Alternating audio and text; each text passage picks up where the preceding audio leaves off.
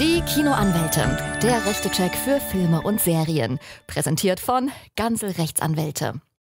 Wir heißen euch herzlich willkommen zurück in unserem spannenden Videoformat, in dem wir uns Filme und Serien aussuchen und deren bekannteste Szenen einfach mal, mit einem ganz großen Augenzwinkern, nach deutschem Recht beurteilen und schauen, wo unsere geliebten Helden nach unserem Gesetz vielleicht sogar straffällig geworden wären. Und nachdem uns die letzten beiden Folgen in die Welt von Game of Thrones und in die weit entfernte Galaxie von Star Wars brachten, tauchen wir heute tief hinab in eine Welt, die auf dem ganzen Globus eine riesige Anhängerschaft hat und deren neueste Serie auf Amazon Prime die Fans eben nicht nur begeistert, sondern auch mit viel Wut zurückgelassen hat. Die Rede ist natürlich von Der Herr der Ringe. Begleitet uns also heute im Video mit in die Welt von Mittelerde.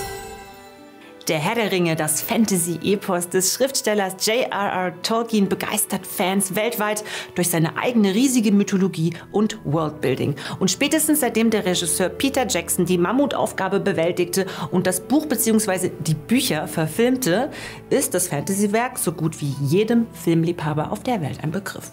Die spannende Reise von Frodo und seinen Gefährten auf dem Weg zum Schicksalsberg, um den einen Ring vom dunklen Herrscher Sauron zu vernichten, bannte unzählige Fans aller Altersklassen an die Kinoleinwände.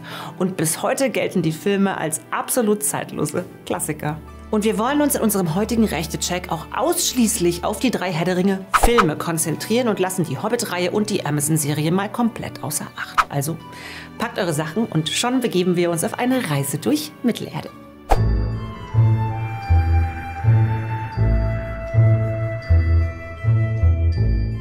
Und zuallererst beschäftigen wir uns mit der Frage um den rechtmäßigen Besitz des einen Ringes, geschmiedet vom dunklen Herrscher Sauron. In der Schlacht des letzten Bündnisses zwischen Elben und Menschen verlor ihn dann an Isildur und der behielt ihn, anstatt das mächtige Instrument des Bösen endgültig zu zerstören. Im Anschluss geriet der Ring über Umwege an Smeagol oder, wie wir ihn auch besser kennen, Gollum und schließlich dann an Bilbo und Frodo Beutlin. Ein beachtlicher Weg, den das Schmuckstück da gemacht hat. Und doch stellen wir uns einmal die Frage, würde der Ring Sauron rein rechtlich gesehen noch immer zustehen? Denn hier gilt unter anderem das Fundrecht. Und dieses sagt, dass Gegenstände, deren Wert 10 Euro überschreiten, nicht einfach behalten werden dürfen, sondern zunächst der Versuch unternommen werden muss, sie dem rechtmäßigen Besitzer zukommen zu lassen. Da der eine Ring aus einem Metall bestand, das glänzte wie Gold und zudem nur im Orodruin, also dem Schicksalsberg, zerstört werden konnte, könnte man annehmen, dass sein Wert diese 10 Euro wohl überstiegen hat. Zudem kommt hier auch das Eigentumsrecht zur Geltung. Sauron hat sein Eigentum in diesem Fall unfreiwillig verloren. Und nach dem Gesetz bleibt er dadurch nach wie vor Eigentümer des Ringes. Isildur bzw. auch später Gollum waren also lediglich Besitzer fremden Eigentums. Verloren gilt eine Sache übrigens, wenn der Eigentümer objektiv nicht mehr in der Lage ist, die Sachherrschaft darüber auszuüben, weil hier Sauron zum Beispiel einfach auch nicht mehr weiß, wo er den Ring findet. Ganz egal, ob er ihn einfach nur verbummelt hat. Gemäß § 966 BGB wären Isildur, Gollum oder spätestens Frodo verpflichtet gewesen, den Ring vorerst zu verwahren, ihn aber auch gemäß § 965 als Fund anzuzeigen. Meldet sich der eigentliche Eigentümer dann nach 6 Monaten nicht, dann kann der Finder das Eigentum an der Sache gemäß § 937 Absatz 1 BGB erlangen. Ausnahme: Der Finder weiß genau, wem die Fundsache gehört. Und allerspätestens Frodo war ziemlich gut im Bilde darüber, wer der ursprüngliche Eigentümer des einen Ringes war. Kommen wir also zu dem Ergebnis, dass Sauron den Ring rein rechtlich gesehen eigentlich hätte zurückbekommen müssen.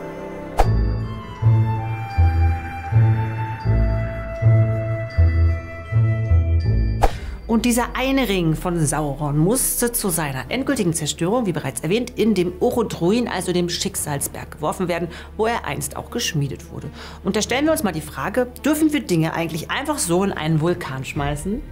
Nun ja, also in Deutschland gibt es zunächst kein Gesetz, das klar regelt, ob wir Dinge wie Schmuck oder auch Müll in einen Vulkan werfen dürfen. Jedoch gibt es im Strafgesetzbuch unter dem Abschnitt 29 die sogenannten Straftaten gegen die Umwelt. Hier findet sich der § 326, der den unerlaubten Umgang mit Abfällen regelt. Zum Beispiel das Entsorgen von schädlichen Abfällen für Natur, Mensch und Tier. Im Absatz 6 ist ausdrücklich aufgeführt, dass es nicht strafbar wäre, solange keine schädliche Wirkung daraus resultiert. Da aber der Schicksalsberg hier sofort ausbricht, nachdem der Ring samt Gollum in die Lava fällt, kann dieses kleine Objekt scheinbar gar nicht so unschädlich gewesen sein. Hätten Frodo und Sam den Ring also doch mit voller Absicht in den Schlund des Vulkans geworfen, könnten sie tatsächlich gegen dieses Gesetz verstoßen haben. Ein Glück war es am Ende, aber eher reiner Zufall.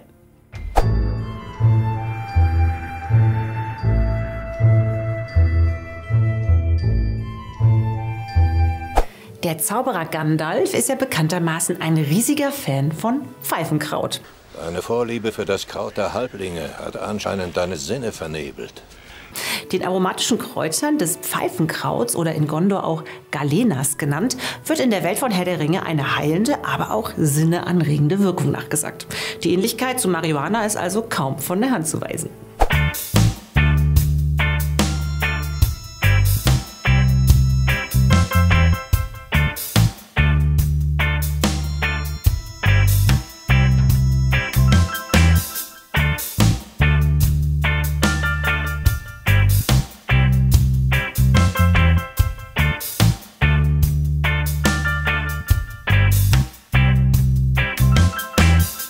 Würde also das Pfeifenkraut hierzulande unter das Betäubungsmittelgesetz fallen?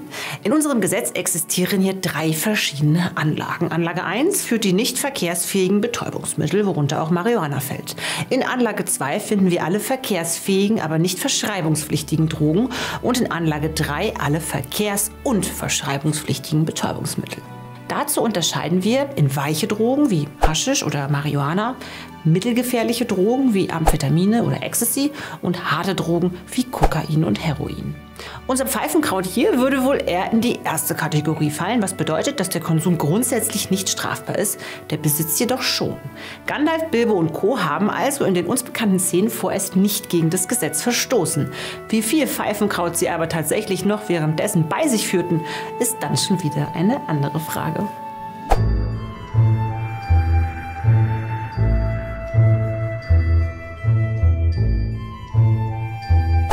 Auf der Reise nach Mordor, um den Ring im Schicksalsberg zu zerstören, nahmen die Gefährten, wie wir wussten, einen Umweg, da der Pass des Caradhras von Saruman mit seiner Magie unzugänglich gemacht wurde.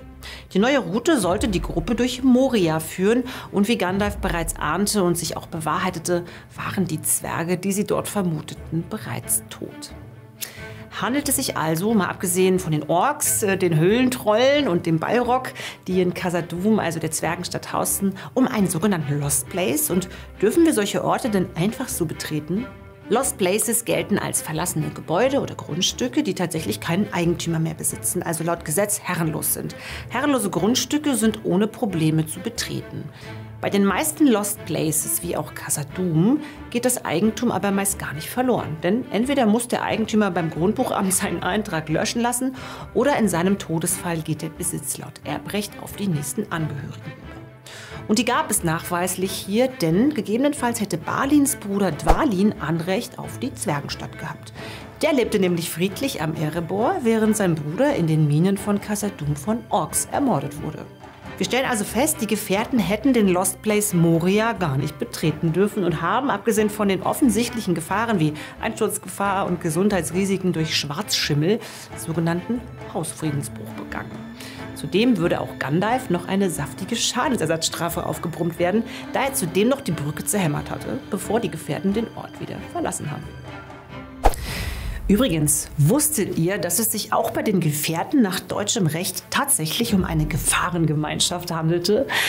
Angehörige einer solchen Gemeinschaft versprechen sich, in gefährlichen Situationen gegenseitig zu unterstützen und sind dann auch rechtlich dazu verpflichtet. Du hast mein Schwert. Und du hast meinen Bogen. Und meine Axt. Haben sich die Gefährten dann also wegen unterlassener Hilfeleistung strafbar gemacht, als sie Gandalf gegen den Balrog in Moria zurückließen? Was denkt ihr?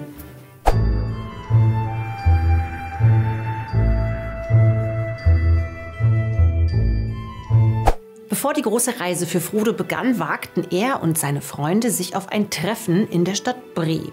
Dort sollten sie den Zauberer Gandalf im Gasthaus zum tänzelnden Pony finden, jedoch unbedingt ihre Identität geheim halten.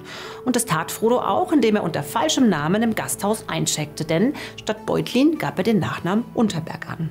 Doch dürfen wir eigentlich mit falschem Namen im Hotel einchecken? Also das kommt drauf an. Handelt es sich um eine bloße Namenstäuschung und zahlt man die Rechnung, ist keine schwerwiegende Folge zu erwarten. Wenn man jedoch die Identität von jemand anderem angibt, um die Rechnung zu prellen und auf diesen abzuwälzen, dann handelt es sich um eine Identitätstäuschung, die durchaus strafrechtlich relevant ist. Man begeht zudem einen Betrug. Bei der bloßen Namenstäuschung, bei der aber auch gezahlt wird, kommt trotzdem ein Vertrag zwischen dem Gast und dem Hotel zustande, denn dafür ist der Name unerheblich. Es ist ein Geschäft für den es angeht. Der Hotelier, also in unserem Fall Gerstenmann Butterblume, schließt also einen Vertrag mit der Person, die vor ihm steht, unabhängig von dem falsch angegebenen Namen. Doch auch mit falschem Namen kann man sich natürlich, wenn man im Hotel etwas beschädigt, schadensersatzpflichtig machen, wenn dem Hotel dann Folgekosten entstehen. Aber hier haben ja Frodo und die anderen Hobbits eine Menge Glück gehabt, dass schlussendlich die Ringgeister das Zimmer vor Ort verwüstet haben.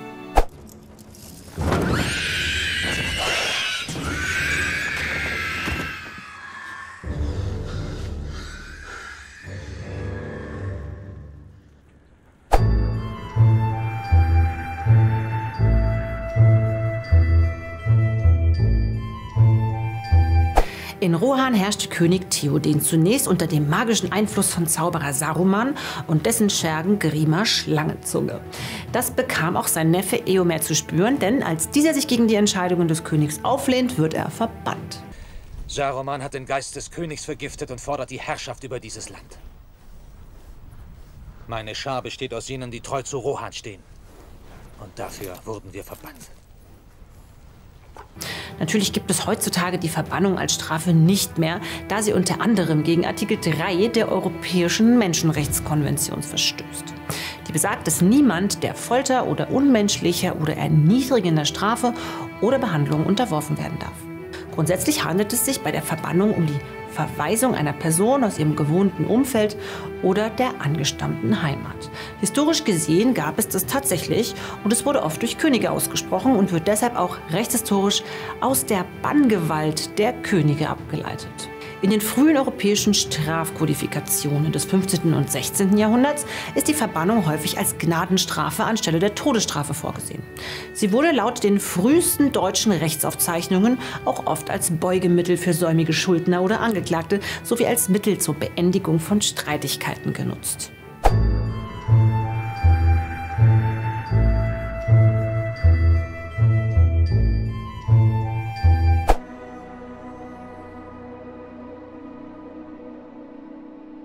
Wir bleiben in Rohan und zwar in der Festung Helms Klamm. Hierhin zogen sich die Bürger Rohans zurück, als Saruman seine Armee von Uruk-hai aussendete.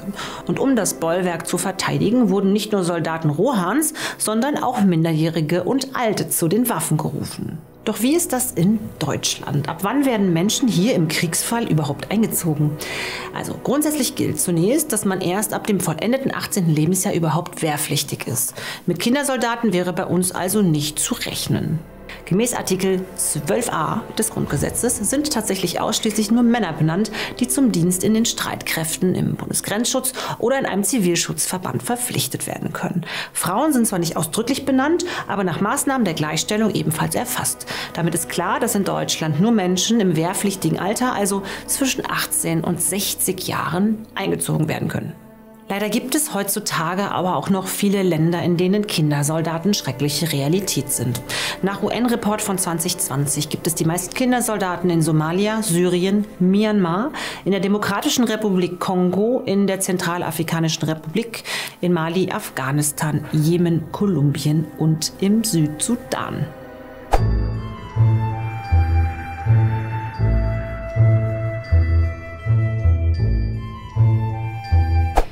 In Minas Tirith herrschte Denethor, der Vater von Boromir und Faramir, als Truchsess von Gondor.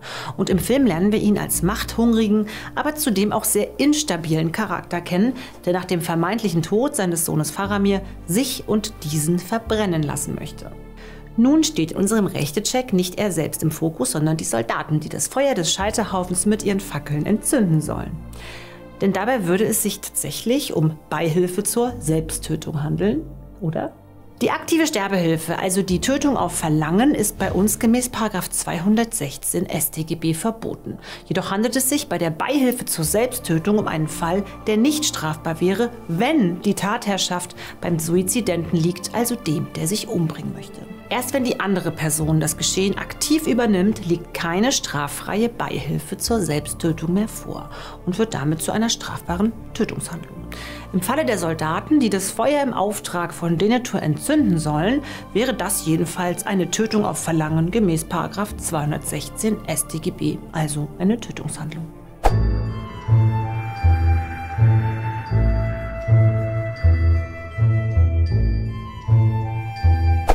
Nachdem Saruman sich als Bösewicht outet, beginnt er, die Bäume des Fangornwaldes abholzen zu lassen, um seine Kriegsmaschinerie zu befeuern.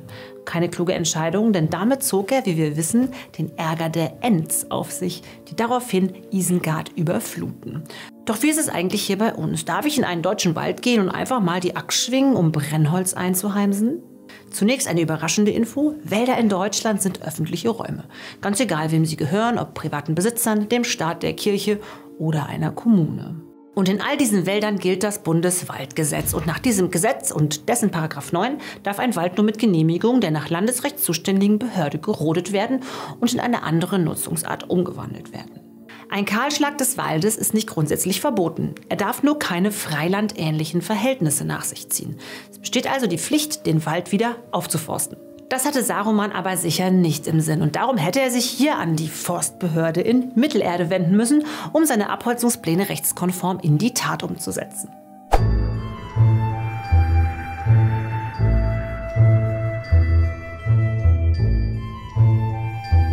Und nun endet auch schon unsere juristische Reise durch Mittelerde. Wir hoffen, euch hat das Video gefallen und vielleicht hat euch die ein oder andere rechtliche Situation ja sogar in Staunen versetzen können. Wer weiß. Lasst uns sehr gerne einen Like und ein Abo da, wenn ihr mehr solcher Videos sehen wollt. Und wenn ihr sie noch nicht gesehen habt, dann werft doch mal einen Blick in unsere früheren Rechtechecks für Star Wars und Game of Thrones. Es lohnt sich garantiert. Und während ihr auf unser nächstes Video wartet, schaut gerne mal auf www.gansel-rechtsanwälte.de vorbei, denn wenn ihr juristischen Rat im Alltag sucht, dann seid ihr bei uns an der richtigen Adresse. Und nun wünschen wir euch noch eine schöne Zeit und freuen uns auf euch im nächsten Video. Und bis dahin testen wir mal diese Kleinigkeit hier, die wir aus Mittelerde haben mitgehen lassen.